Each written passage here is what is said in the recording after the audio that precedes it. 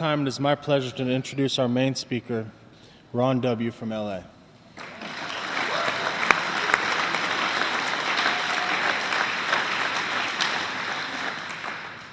Hello, my name is Ronald White, and I'm an alcoholic.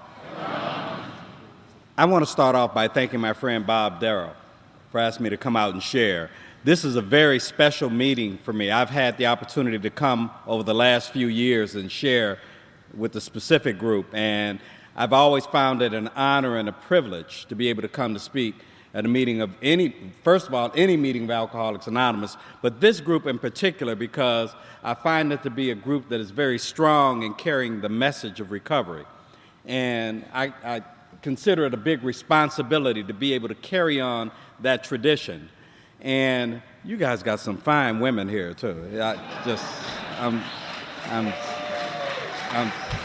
I'm sorry, I don't know where that came from. It just kind of slipped out, like get one of those character defects right out of the way, Okay, all right, I'm ready to be spiritual now, okay. All right, I've already thanked Bob. Oh, I want to thank God. I think I have the order right, Bob and God. It's just, Bob, did I get, okay, all right.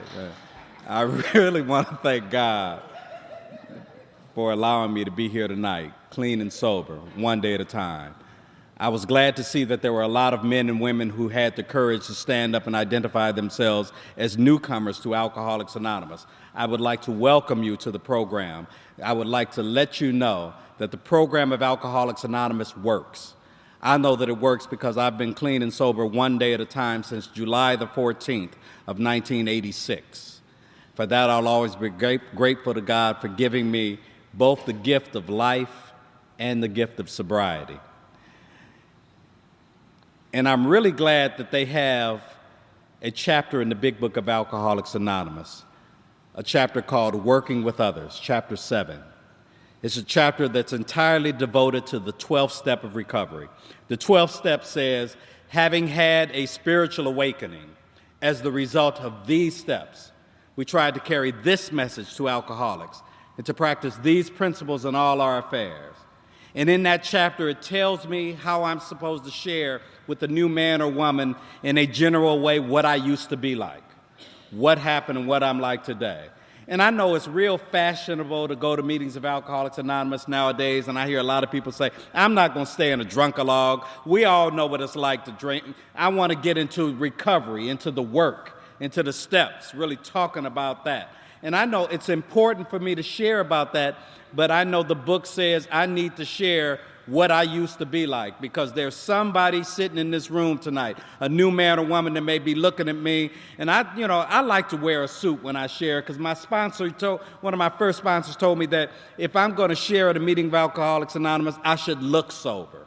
He said that there might be somebody in the room who's so new that they don't even remember or can't hear what you're saying, and they may only remember what you look like. And they may remember that guy looked kind of nice. He was dressed nice, and he looked like he was smiling, and he looked like his shoes were shining. He looked like that at least that life was going good for him now. And I know that this program isn't about what I look like on the outside. I know it's an inside job, except there's somebody that may look at me and think he don't look like a drunk. At least I hope you're thinking that. May think he don't look like an alcoholic. Look at him. He's got that nice suit on. The shoes are matching one another.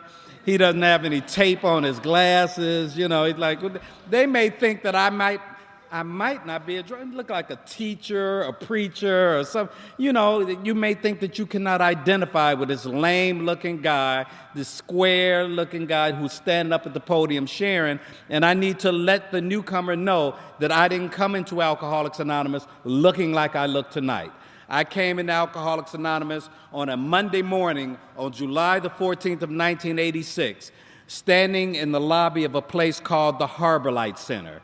It's a place run by the Salvation Army, and it's located on the Nickel, 5th Street, Skid Row, in downtown Los Angeles. The Harbor Light Center was an all-men's alcoholic recovery center. And as I stood in that lobby, I was being interviewed. And I'm not talking about no job interview. I'm talking about one of those intake interviews they doing to see if they're going to give you a bed.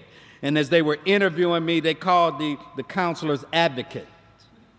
As that advocate was asking me these questions, you know the ones they ask you to see if you qualify for a bed. They would ask, well, Mr. White, how much do you drink and what do you drink? And as they were asking me these questions, I remember I was looking at, I couldn't even look the man in the eye because I was so ashamed of being there. And my chin felt like it were stapled to my chest. And I have these holy run-over tennis shoes, and I'm mumbling my answers to this guy as I'm hoping desperately that they would give me a bed. And as he's asking me these questions, I remember I had these gray corduroy pants on, and the pants were real dirty and dusty because I'd been on a run for 4 or 5 days. If I had hit the pants too hard, a cloud of smoke would have filled up the lobby because I was so filthy. And I remember the pants were kind of like hanging off of me. Now, mind you, I'm a real small guy anyway. But when I drink, I don't eat. So imagine me 40 pounds lighter than I am tonight.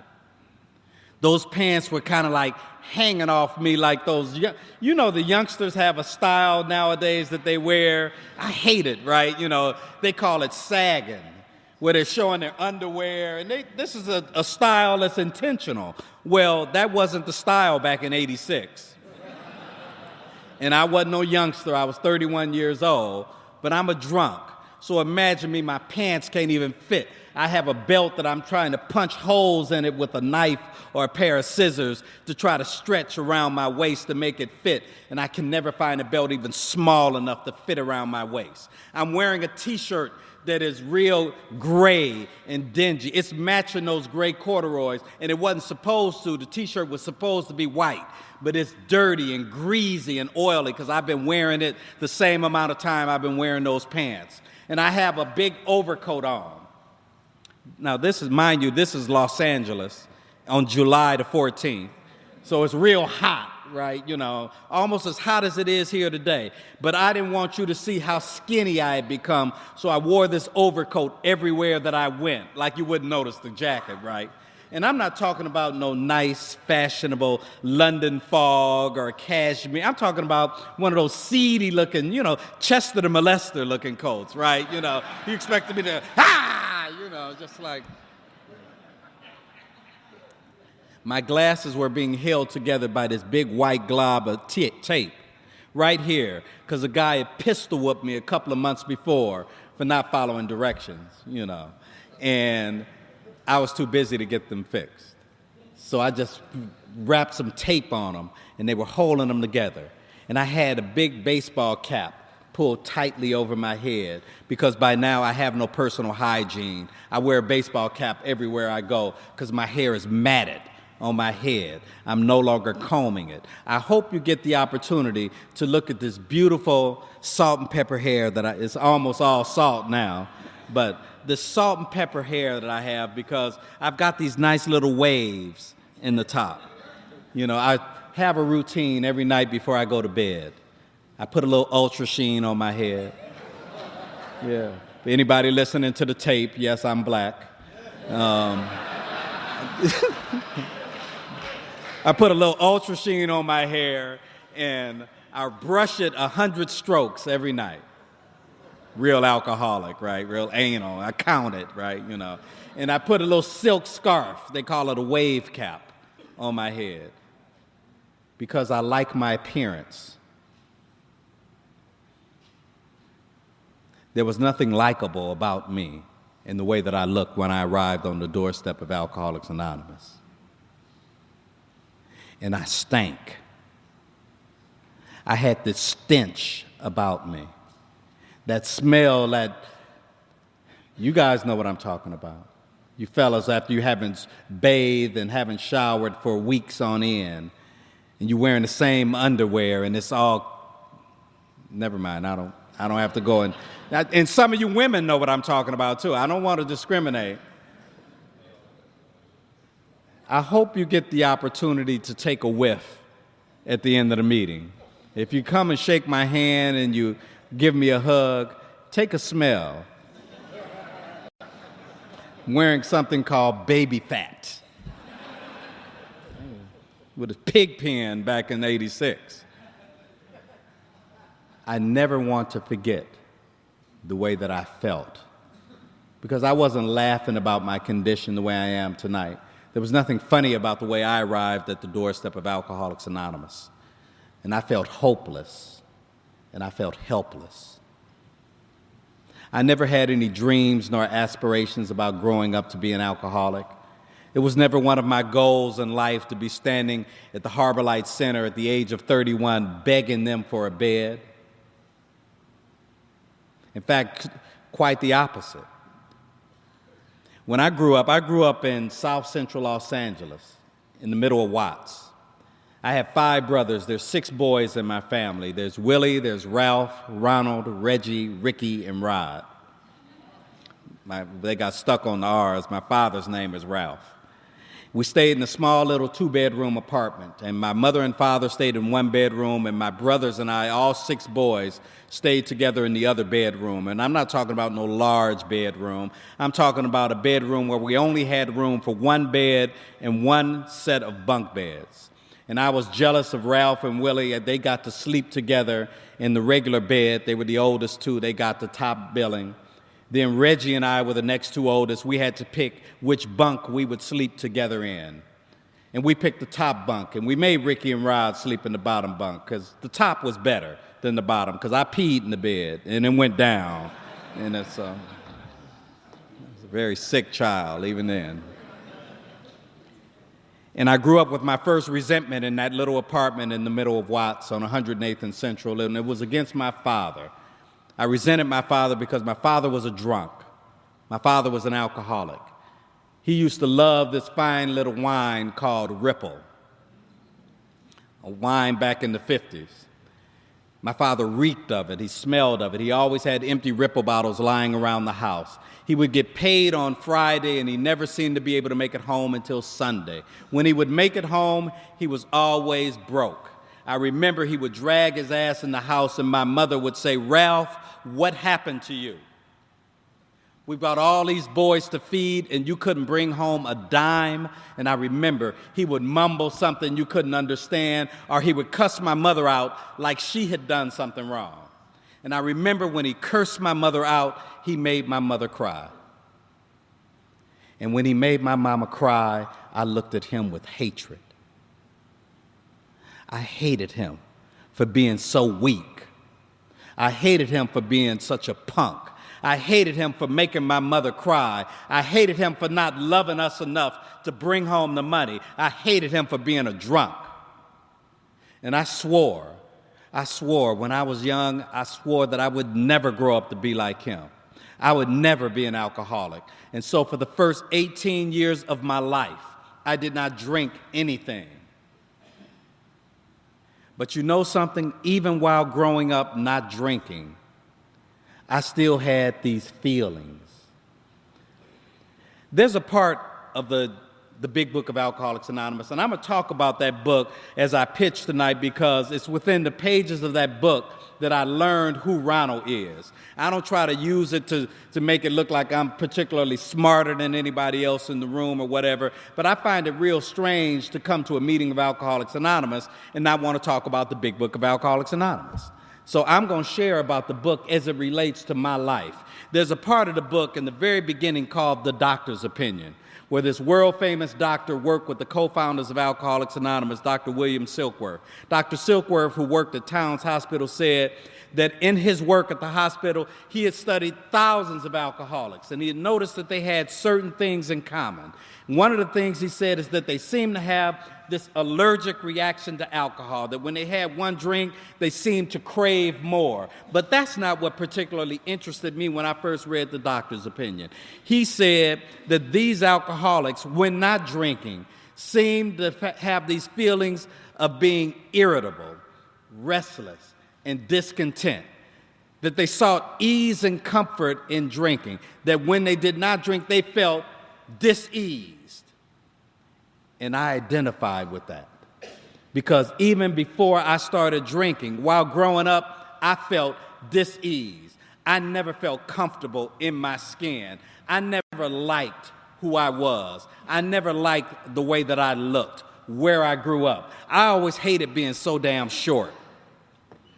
Now, that's probably not very important to anybody else in the room other than the other short guys. But I had little man's complex all the time I grew up. I always hated being so short. Even the girls who were as short as me wore heels, and they were always taller than me. I loved when platforms came out. Wore them till as long as I could. But I always hated being short. I know I've hit the growth spurt. I'm not going to grow anymore. This is it. I'm not going to grow anymore. I'm 51. I'm 5'4" and a half. And I'm not, that's right, a half. Shit. They were grown, still talking about a half for 3/4, right? I've always had this complex about my height. I've always hated being so skinny.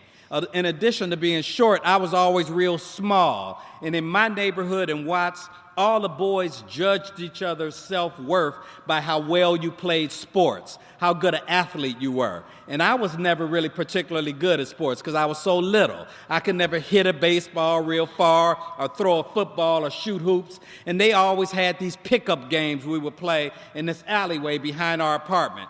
And they always had the best two athletes would always have to be on opposite teams. And all the other boys would crowd around in a circle and wait to get picked, right? And they start picking, I'll take Don, and I'll take Timmy, and I'll take Joe, and they always got to the end, and it was always me and some fat guy.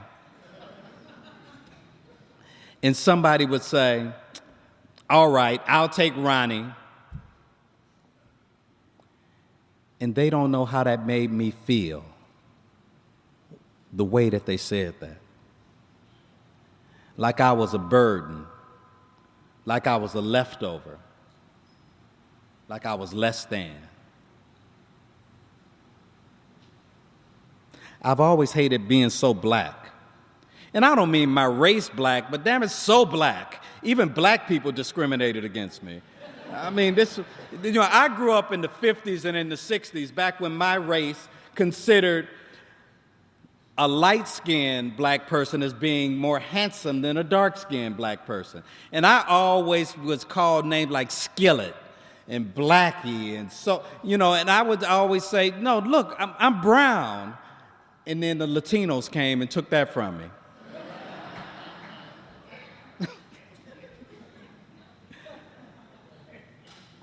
I've hated wearing glasses ever since I was in the 2nd grade. You guys call me those names, Four Eyes, Poindexter, Mr. Peabody, the Professor. I could go on for this entire meeting sharing with you the things that I hated about myself, about my condition, about growing up with a drunk of a father. My mother put my father out when I was 9 years old, and then I hated that I didn't have my father at home. I am like most alcoholics, change my condition, and I will always find something to be unhappy about, to be restless and irritable and discontent about. And I grew up needing a drink, but I couldn't drink, because I didn't want to become like my old man. And I had to find something to help me escape from the prison of my thinking. And the thing that I found while I was growing up that helped me escape from who I was and where I was were books. I became addicted to reading. Libraries became my sanctuary. Because when I would read, I escaped. I used to love hanging out in libraries and stuff and reading these novels. I used to love spy novels because the heroes were so exciting and they were just the opposite of who I was. They were tall, dark, and handsome, and they were just suave and debonair and exciting, and they knew karate. And they would go, hey!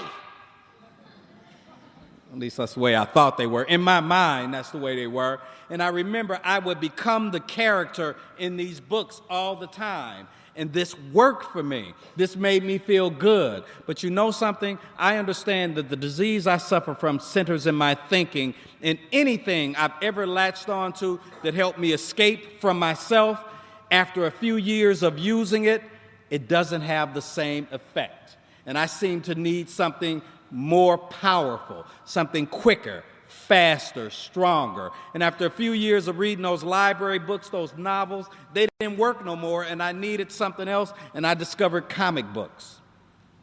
Now, that may seem like a leap for you, but you know something? The heroes were even more grandiose, even stronger and more powerful, and the stories were shorter and quicker. I could get to it real fast, and I became a superhero. They had a line of comics made by this company called DC Comics. Superman, Batman, The Flash, the Green Lantern, the Green Arrow, Hawkman, the Atom, the Justice League of America, the Legion of Superheroes. And Ronald became a superhero named Mon-El. I would go in my mother's closet and I would get a towel, and I would tie the towel around my neck, and that towel became a cape. And I would go out on the street, and I would get a running start, and I would run, and I would jump, and I would fly down 108th and Central. Now, I don't know if you guys know anything about Watts in the 60s. It was one of the toughest neighborhoods in the entire country, in fact, in the entire world. And imagine this little, skinny, I forgot to tell you guys, I have a hook head, and it was real prominent back then. And imagine me with this towel around my neck running down the street with my arms stretched out in front of me. But I had no fear, because when I put on that towel, when I put on that cape, it made me feel strong. It made me feel heroic. It made me feel powerful. And even back then, lack of power was my dilemma, and I needed some power. And this gave me the power. Unfortunately, my disease is progressive. And after a while, those comic books did not fix me enough. And my family purchased a small little black and white television. And I fell in love, because television was even quicker than those comic books. All you got to do is turn it on, and it's fed to you. And they used to call me the human TV guide. Neighbors would come by, and my brothers would play a game. Ralph would be standing by the door, and the neighbor would come in, and I'd be glued to the television. And Ralph would say, "Hey, man, watch this. Ronnie, Wednesday, 8 o'clock. And without moving, I'd say, 8 o'clock, oh, Channel 2 is Gunsmoke, Channel 4 is Mannix, Channel 5 is Donna Reed, Channel 7, whatever was on the television, any time of the day, any day of the week, I knew it. Thank God they didn't have cable. I would have been really in trouble. There was one television show that I gravitated to that became one of the guiding forces in my life. Some of you may remember this character. The name of the show was Perry Mason. Perry Mason was a show about a criminal defense attorney played by an actor named Raymond Burr. Raymond Burr played this show for so long that they later started making TV movies of it. And after Raymond Burr had he'd been Ironside, and he had gained all his weight when he had the TV movies. He didn't look particularly handsome nor vivacious. And a lot of people, when I shared about it, they only remember Raymond Burr in his later years. Well, the Raymond Burr I remember from the black and white series was one of the handsomest guys I had ever seen on television. He was tall, he had broad shoulders, jet black hair that was slicked back. He had these dark, piercing eyes. And when he would walk around the courtroom, he had a command and a presence that he was in charge, and you knew it. And every time at the end of the episode, he'd have a witness on the witness stand cross-examining them. And the witness would start to sweat, and they'd get nervous and start to fidget around. And you knew what was going to happen. It happened every week, but I could not wait, right? And Perry would start to close in, and he would just say, "Isn't it true?" And, "Yes!" Witness would break down on the witness, or somebody in the back of the courtroom would jump up. "I did it."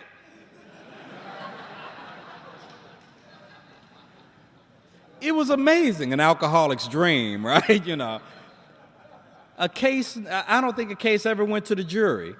I think it was always dismissed at the preliminary hearing. That's what I wanted to do. I wanted to be Perry Mason because Perry had power. He had the ultimate power to bend people's will to his simply by the force of his presence in his words. And I thought, maybe I could do that. Perry didn't wear a cape.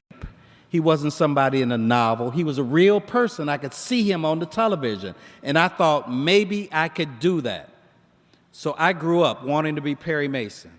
I wanted to be a lawyer. As I came through school, I was a straight A student because my addiction to reading made me ready-made for school. I was the best reader in all my classes. I was articulate. I was real creative because all that fantasy that I ingested in television and in those books made me excellent at writing essays. I was the teacher's pet. I was one of the original nerds, right? You guys knew me. I was always in your school, my glasses and, with my books and stuff. I was ready. I was on the honor roll at every school I went to. I was my senior class president when I was in the 12th grade. I was a member of a world-famous marching band. They called us the Lock High Marching Saints.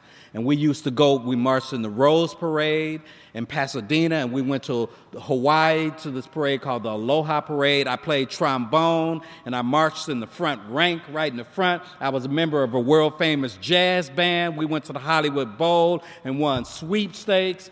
You would have thought, with all these accomplishments in my life, I should have been happy, right? I should have been satisfied. You would have thought that you got it made, kid, right? But you know something?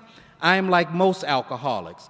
I am never satisfied with that which I have. It always seemed like the things you have more value and worth than the things I have. My accomplishments seem to pale because, after all, in my head, I know who I am inside. I know that even though I have these accomplishments, I still am not worthy of it. That somehow, someday, you guys will discover who I really am, which is a scared little boy inside. And just because I know how to answer questions to these exams, I don't know what I'm scared. I don't know what it's like to live in life. I always remember, I used to look down on these guys in school who would always ditch classes. You guys know, I see some of y'all standing at the back of the room tonight. Always in the bathroom, smoking cigarettes and herb, standing around in groups of 3 or 4 with their change in their pocket, jiggling it, right? Just cool. Leaning back. Girls would walk by. They say, hey, baby, and the girls would giggle just like that, right? And I'd always say, what did they say? I never knew what to say to make a girl laugh like that. I don't like to be real.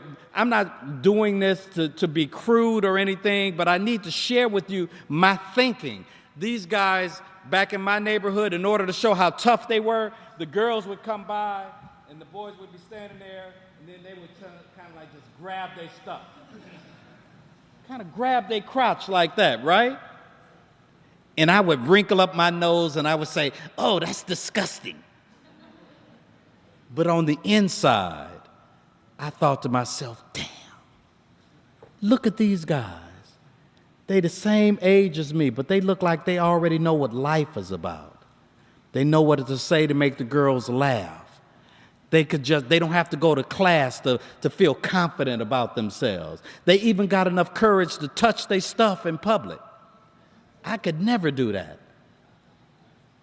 So the story of my life has always been, on the outside, I've always tried to act like I'm better than, but on the inside, I've always felt less than. I graduated in 1972 from Lock High School and got accepted to go to college on a full scholarship at a university called Loyola Marymount University, located in Westchester. My 12th grade class gave a beach party to celebrate our graduation, and it was a night beach party where they set these trash cans on fire to light up the beach to make it look romantic. And I'm walking along the beach by myself, the professor, with a can of soda. And I stopped because I saw a guy and a girl underneath a blanket. And I looked, and the blanket was moving. And I listened, and I heard the girl say, ooh.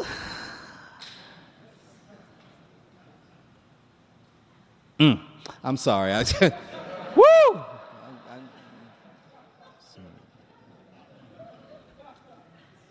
Well, I wanted to get underneath a blanket, but everybody knows the professor doesn't get under a blanket, but somebody was passing around something, and I wish I remember what it was because it became my first drink. It was either some Tyrolia or some Spinata. Real high-class stuff, right? Because by now, my thinking told me I would never grow up to be like my daddy. I'm better than him. My father was a janitor. I'm going to be the next Perry Mason. I'm going to be a lawyer. My father was a high school dropout. I'm accepted to go to college on a full scholarship. Success story out of the ghetto. My thinking, my ego told me I'm smarter than him and I'm better than him and I'll never be like him. And so I drank. Probably only another alcoholic will understand the effect produced in me by alcohol when it worked. When I drank,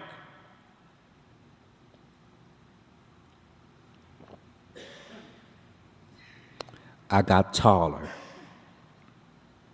When I drank, I got bigger. When I drank, my skin got lighter. When I drank, I got cool. Before I started drinking, I would try to curse people out, and I would say, "Oh, you motherfucker."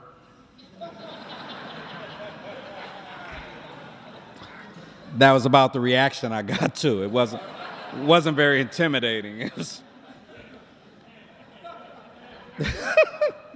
After I started drinking, yeah, motherfucker. Alcohol worked for me.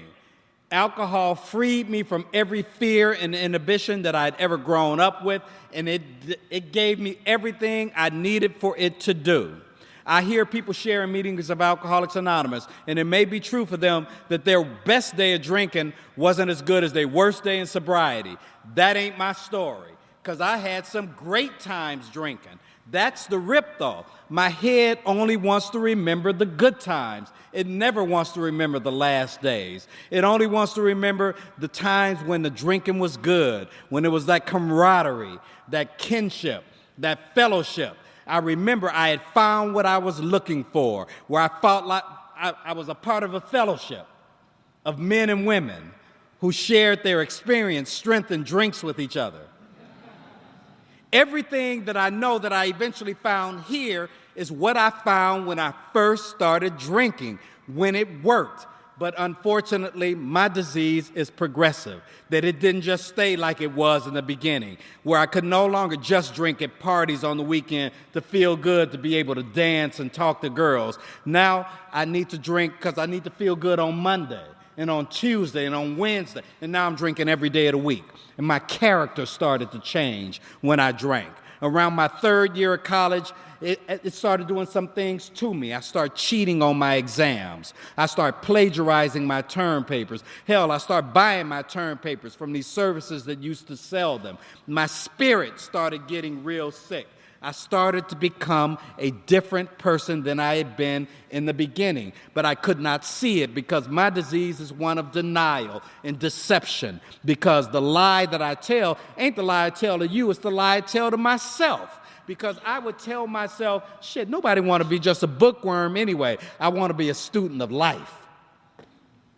I had every catchphrase you might want to know to justify my drinking because, after all, that's the thing that freed me, right? That's the thing that worked. And even when it stopped working, my mind did not want to accept that.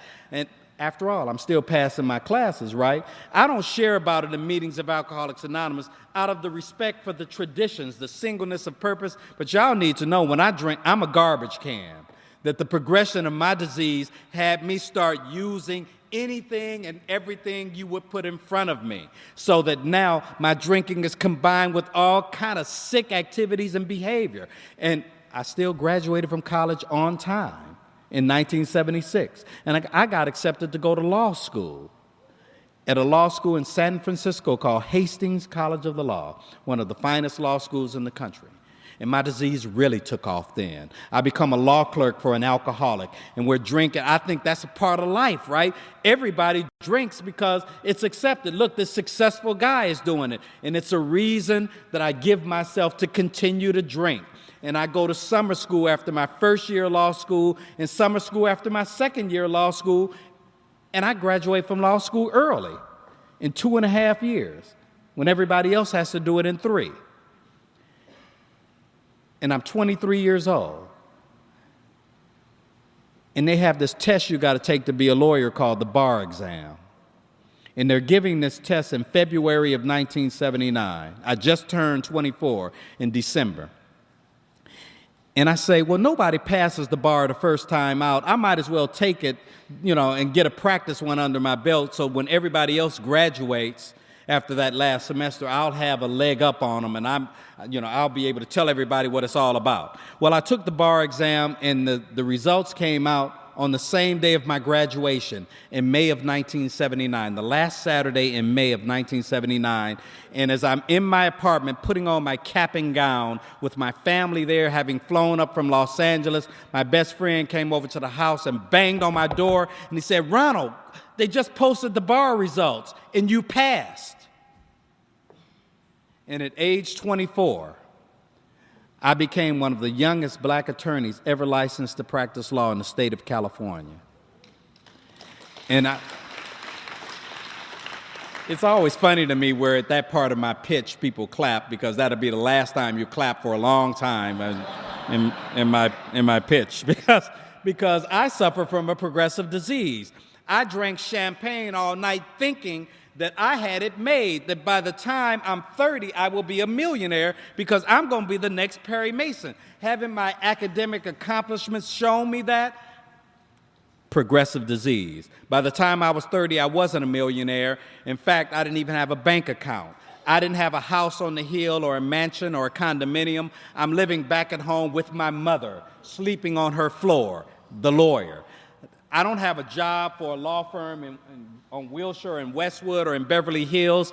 The only job I had was carrying out the trash for a 21-year-old dope dealer who lived across the street from my mother's house. Every Tuesday, I would sit on his porch and I would water his lawn for him. And when I was finished, I would go up to his door and I would ask him if he needed anything from the store. That's the guy you guys just clapped for just moments ago, because I'm an alcoholic. You see, alcohol is no respecter of intellect. Alcohol doesn't care if you graduated from law school or if you dropped out from high school. Alcohol doesn't care if you grew up in Westwood or in Watts.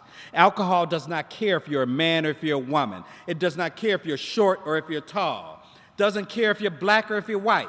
Alcohol is an equal opportunity ass kicker. If you suffer from the disease that I suffer from, that is, first of all, physical in nature, something happens to me when I have one drink in any form whatsoever. There is a craving that takes place in my body that only another alcoholic will understand. It is an itch that I must scratch, that only another drink will scratch, and that other drink creates another scratch, so that I will do whatever it takes to get another one. I don't think you heard me. I will do whatever it takes to get another one once I get started.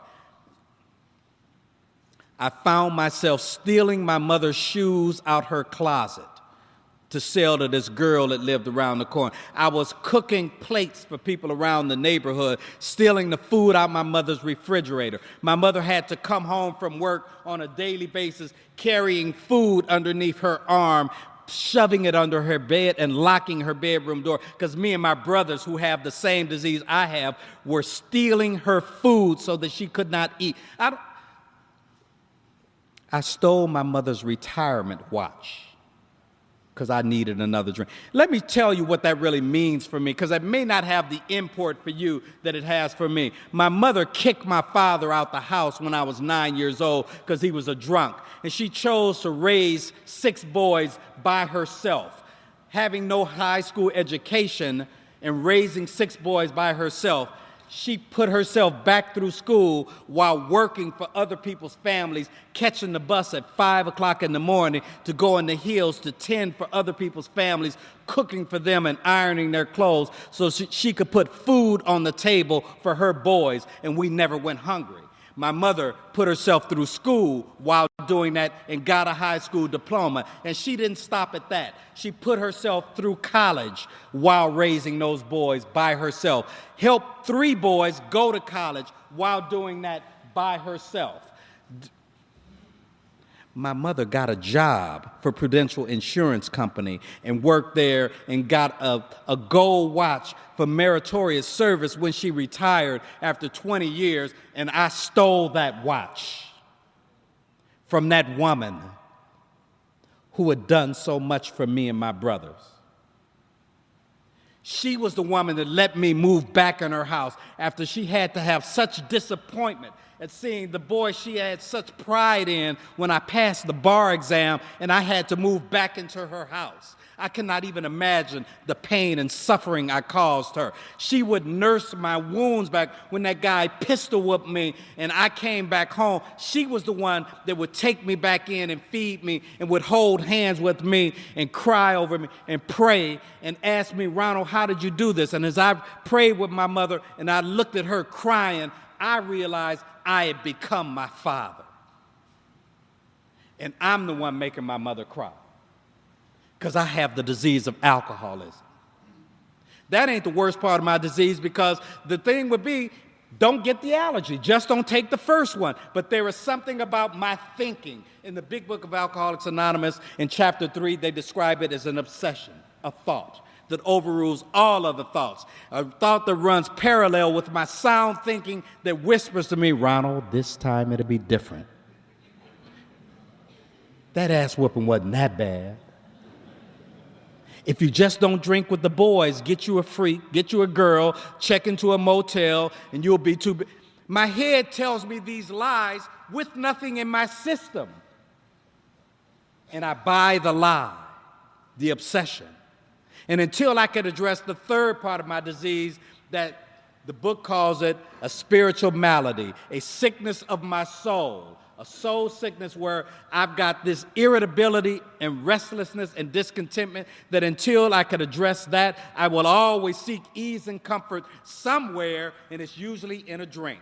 On July the 13th of 1986, I burned a guy out of some money. He gave me some weed to sell for him, and I stole his money, and he wanted it back. And it was a Sunday, and I saw that my mother had just arrived home from church, and the guy lived a few doors down from my mother, and I thought to myself, I had this bright idea. He respects my mother. If I just take him in my mother's house and I explain to him I don't have his money, he won't do anything to me. And so I take this wolf in my mother's house. And he wants to know, where's his money? And I said, Kenny, I'm sorry I don't have. And he said, okay, Ronnie, it's cool.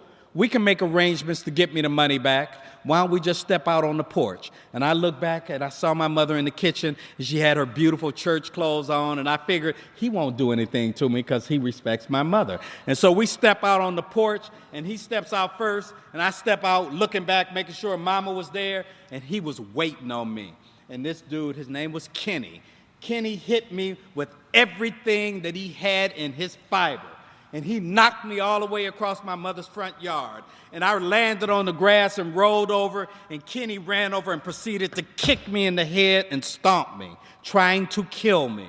As Kenny was kicking me and stomping me, I felt as if I were removed from my body watching this happen. And I'm looking at Kenny kicking me and stomping me, and I looked over and I saw my mother walk out of the house. And I expected her to say, stop, stop, that's my baby. But she said nothing. And I looked over at Kenny, and he was still kicking me and stomping me. And I looked back over at Mama, and she turned around and walked back in the house and closed the door. And it was at that moment that I experienced step one.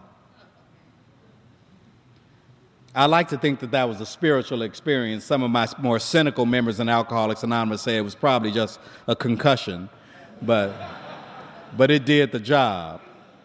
The next day is when I went to the Harbor Light Center in the state I described to you at the beginning of this meeting. And they gave me a bed.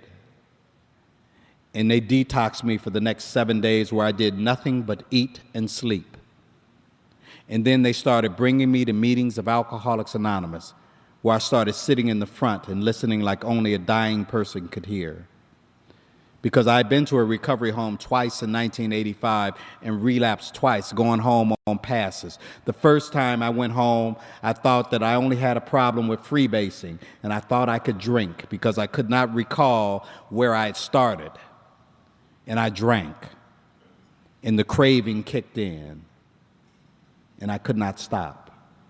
The next time I went back to that recovery home, I knew I was an alcoholic and I knew I couldn't drink or use. And I went home on a pass, and that guy I used to water the lawn for and take out his trash, he says, "Ronald, you don't drink or use? Oh, you could sell this stuff for me."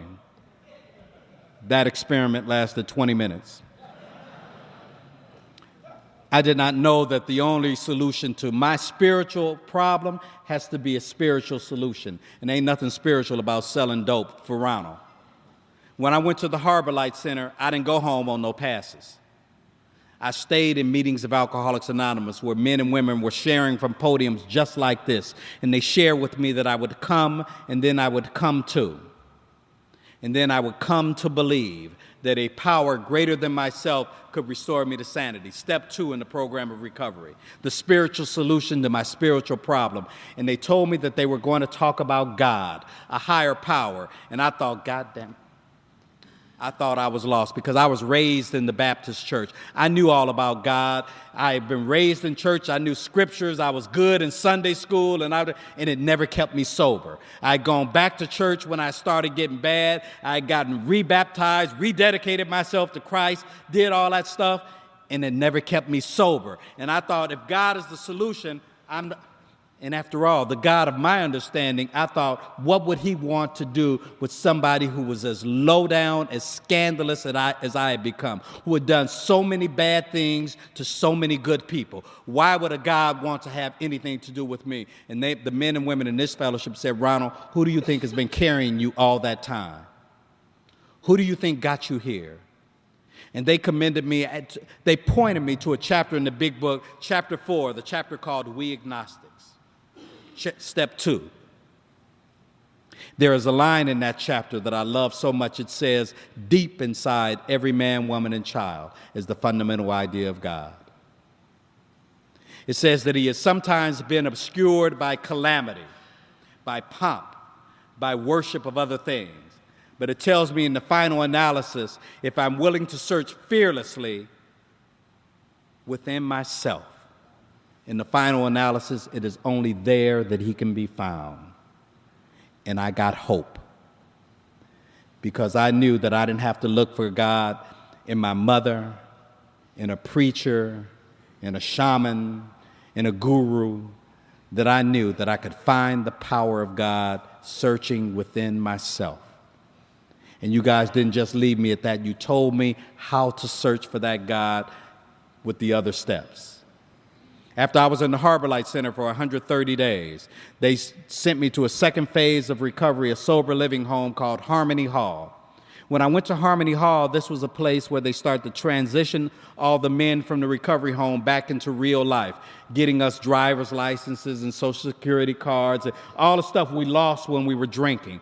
And they started getting us doing little part-time odd jobs. I forgot to share with you guys, when I got sober, I thought I could never be a lawyer again because I had been practicing law illegally while I was out there, practicing law without a license. I never paid my bar dues. I always drank up the money. So I thought when I got sober that I had been disbarred and I could never be a lawyer again, that the dream I had while growing up had been lost. But when I got sober, I was just grateful to be able to get work. The first job I got when I was sober was being a bookkeeper for a little old lady who had a nursing home. I would catch the bus from the sober living to this woman's house, and this woman would hand me a stack of her bills, and she would take her checkbook, and she signed a bunch of blank checks. And she handed me that checkbook. And she said, Mr. White, I want you to pay all my bills for me, and I want you to balance my checkbook, and I'll be back in a couple of hours. And she left me in her home alone with a bunch of signed blank checks. And I'm 5 months sober. and I'm scared. And when that lady came back 2 hours later, I gave her all her bills, and they were sealed up with checks inside. And I gave her her checkbook, and it was balanced, and there were no checks missing. And there was nothing missing inside of that lady's house. And that lady paid me $40 a week to do that job. And when I put that $40 in my pocket and I caught the bus back to Harmony Hall, I felt 10 feet tall.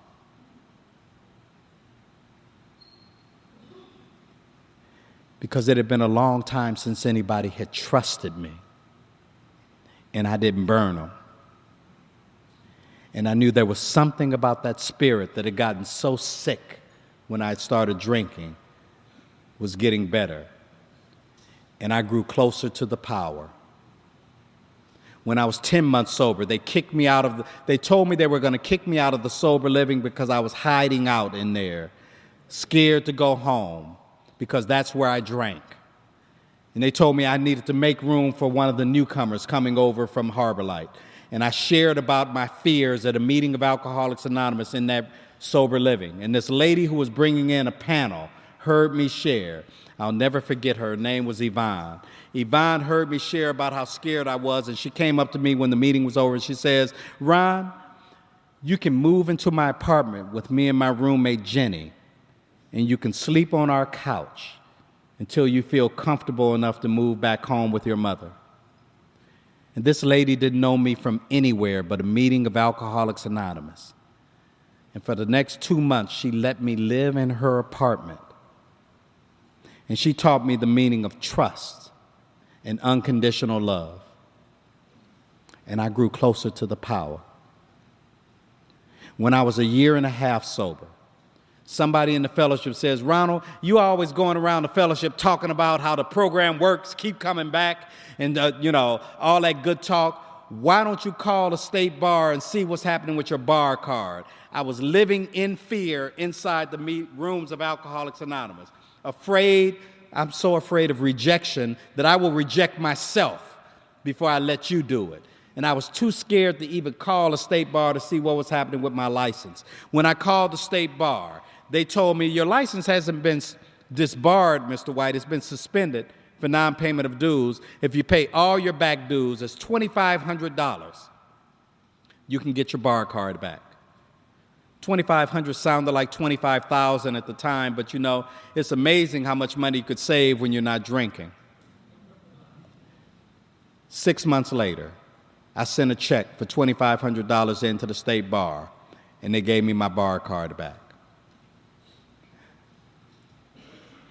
I applied for a job 3 months later with a place called the LA County Public Defender's Office. I was real scared about applying because I was afraid of what my resume would look like with that 2-year gap where I haven't been working at a law firm.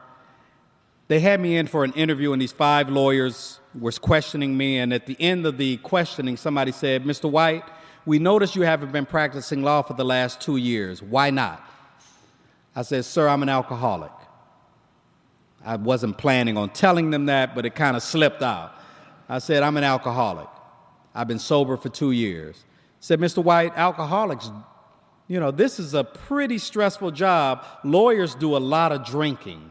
Don't you think the stresses of this job might make you want to drink again?" And I told them, "Sir, it was stressful when I was out there." I said, "I think God has prepared me to do this job." And they looked at me. They don't hear the G word in job. God, who is that? Is that a reference? They said, "Mr. White, we'll let you know if we can hire you in 10 days or if you're on the waiting list." When I went home that day, they called me 3 hours later. They said, "We want you in for another interview this Friday, Mr. White." When I showed up that Friday, they had me see the head public defender of all Los Angeles County, a guy named Wilbur Littlefield. Mr. Littlefield had me sit on a couch in his office. And he started walking around talking about what public defenders do. And I'm waiting for him to start asking me questions about alcohol and can I take it and all this stuff. And I'm sitting fidgeting on the couch, and Mr. Littlefield just stopped talking. And he didn't ask me any questions about alcohol. He just gave me this funny look. And then he walked over to the couch where I sat. And he stuck out his hand to me and he said, "Ron, we'd be proud to have you join our office." I like to remember the way that I felt when he said that. Didn't he know just 2 years before I was stealing the food out of my mother's refrigerator, cooking plates for people around the neighborhood, watering the lawn for a dope man? What is that but a miracle? Alcoholics Anonymous takes broken up pieces of men and women, working with the guidance of a loving God. Through the men and women in this fellowship, we put the pieces back together again. It was as if each man and woman who sits in this room tonight were standing in the lobby of the Harbor Light Center when I arrived there more dead than alive, with my chin on my chest. And you guys walked up to me, and you placed your hand underneath my chin, and you lifted up my head. And even more than that,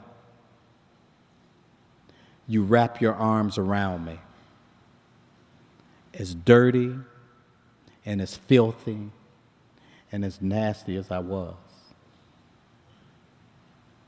You wrap your arms around me and you literally love me back to life.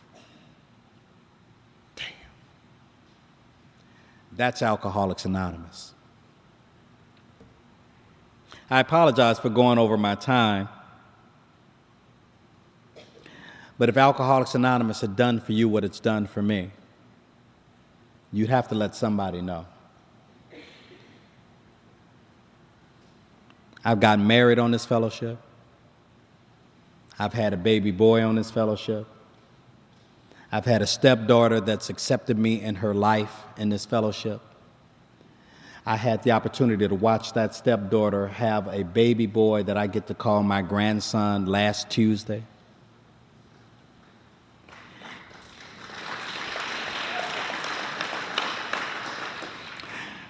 I'll leave you guys with this.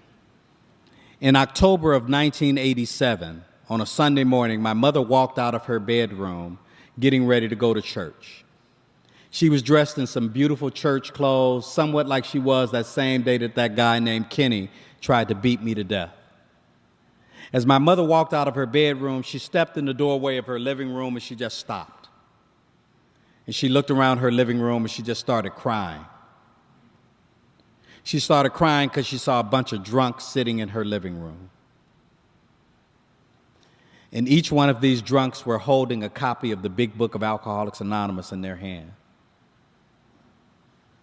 Because my brother and I, who had gotten sober in Alcoholics Anonymous, had been able to start a Big Book workshop in the same house where we almost drank my mother to death. And the tears my mother cried that morning were tears of joy, because of what the program of Alcoholics Anonymous had done for her and her sons. That's Alcoholics Anonymous. Thank you for letting me share.